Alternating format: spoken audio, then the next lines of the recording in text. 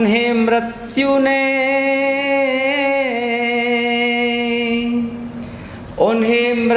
ने हमें मृत्यु के समाचार ने मारा। कहाँ मिलेंगे विमल पद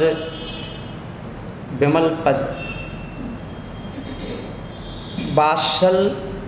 रत्नाकर की उपाधि से जिन्हें विभूषित किया गया और जिन्होंने हर दिल पर,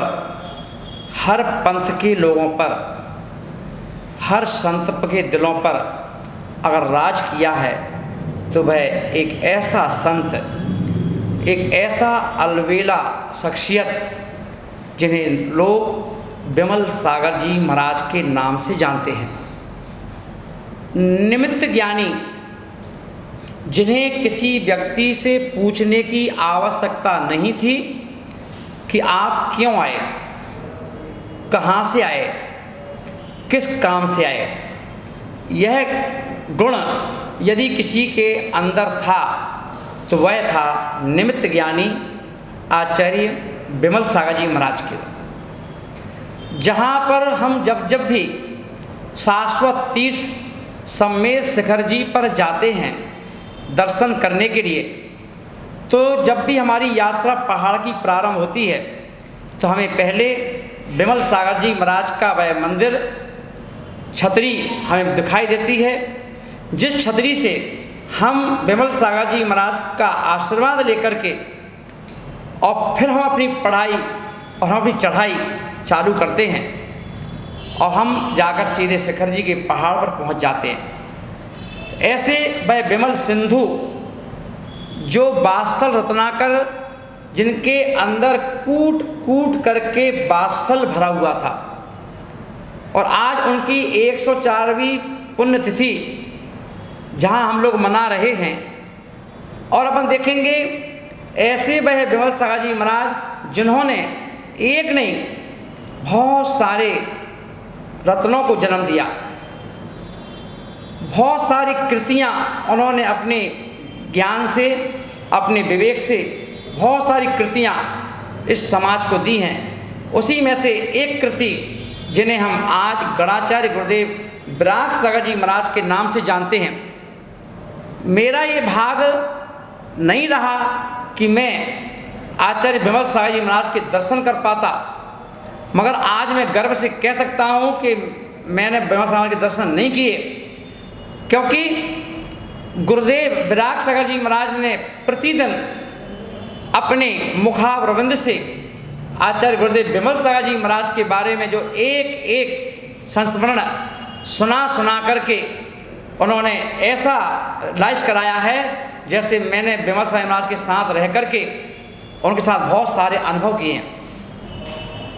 ऐसी करुणा की मूर्ति जो कि अपने ही शिष्य को, चाहे भले ही वो मुनिराज हों, और यदि वह कहीं से विहार कर कर उनके पास आते थे और यदि उनको पता चल गया कि आज कोई मुनिराज आने वाले हैं, तो वो इतने बड़े आचार्य होकर के उन्हें लेने जाया करते थे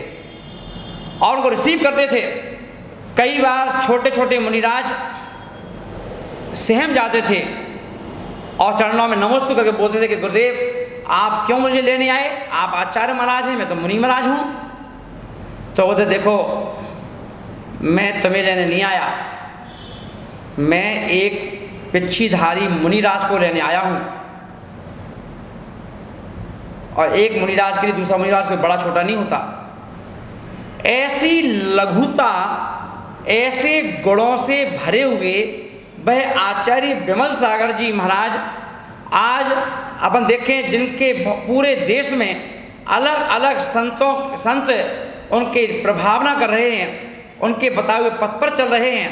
और आज ऐसे उन आचार्य गुरुदेव विमल सागर जी महाराज की आज 104वां 104 वह जन्मदिवस शायद हम लोग मना रहे हैं। और आज मैं ऐसे उन गुरुदेव के चरणों में बारंबार नमन करता हूँ, त्रय भक्ति से नमन करता हूँ, और यही भावना भाता हूँ कि हे दादा गुरुदेव, हे दादा गुरुदेव, आप मुझे ऐसी शक्ति दें, ऐसी मुझे भक्ति दें, ऐसा मुझे आशीर्वाद दें, ऐसा मुझे आशीष दें, क्योंकि मैं आपके चरणों में शीश झुका रहा हूँ कि आपके गुण मेरे अंदर भी आएँ, मैं भी लोगों के साथ दादा गुरुदेव की छवि मेरे अंदर दिखाई दे, मैं भी उस रत्नात्रय जैसे बासल को धारण करूं, गुरुदेव की सेवा करूं, गुरुदेव का नाम रोशन करूं और धर्म की जो पताका है जिन शासन की, उसे मैं अपनी शक्ति के अनुसार, अपनी सामर्थ्य के अनुसार फहरा सकूं, क्योंकि मैं आपसे ही सीखा हूं कि समाज के बीच में बेटा अगर समाज की 4 रोटी खा रहे हो तो समाज की खूब प्रभावना करना, धर्म की खूब प्रभावना करना, क्योंकि ये जिम्मेदारियां हर किसी को नहीं मिलती है, जिसको मिलती है वो बड़ा सौभाग्यशाली और भाग्यशाली होता है। तो गुरुदेव, मैं बड़ा भाग्यशाली हूँ, सौभाग्यशाली हूँ कि आचार्य गुरुदेव बराक सागर जी महाराज का ऋणी हूँ कि उन्होंने मुझे ये धर्म पताका मेरे हाथों में सौंप करके और मुझसे कहा कि जाओ बेटा बिहार सागर जी, धर्म की प्रभावना करो, दादा गुरुदेव का और मेरा आशीर्वाद तुम्हारे सिर पर है। और गुरुदेव आज ऐसे विमल सागर जी महाराज जिनकी छवि पूरे हिंदुस्तान में, उनके बहुत सारे भक्तगण चारों तरफ फैले हुए हैं और हर साल हम उनकी जयंती मनाते हैं, पुण्यतिथि मनाते हैं। और आज मैं ऐसे गुरुदेव के चरणों में त्रय भक्ति सहित बारंबार नमोस्तु करते हुए कि हे गुरुदेव, इस जग का कल्याण हो, धर्म की जय जयकार हो, अधर्म का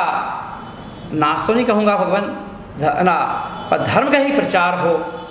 और हम साधु संत एवं हम त्यागी व्रती इन सबका भी कल्याण हो, इनका मार्ग प्रशस्त हो, इनके लिए सभी त्यागी व्रती आचार्य उपाध्याय साधु के लिए मैं यही भावना भाऊंगा। सभी जिस लक्ष्य को लेकर हम सब ने दीक्षा ली है, हम अपने लक्ष्य को प्राप्त करें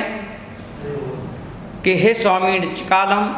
अच्छेमी पूजेमी बंदामी नमस्सामी दुखको कम्मखो बोही लाओ सुगई गमनम समाधि मरणम जिन गुण संपत्ति हो मध्यम। ये भावना भाते हुए मैं आपसे पुनः